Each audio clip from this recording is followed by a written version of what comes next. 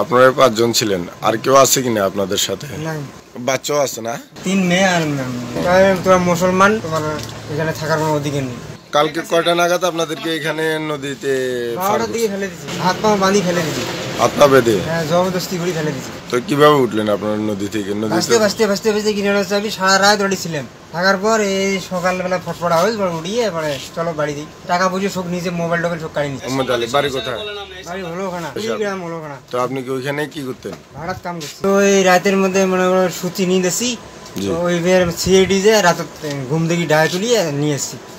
চল, কাগজপত্র কিছু নাই, মানে আধার কার্ড কিছু নেই, ওই বের নাই কিছু। আমার এটা তো আইডি কার্ডটা শোক আছে, জন্ম কার্ড আছে সকালে সকালে। আপনারা কয়জন ছিলেন?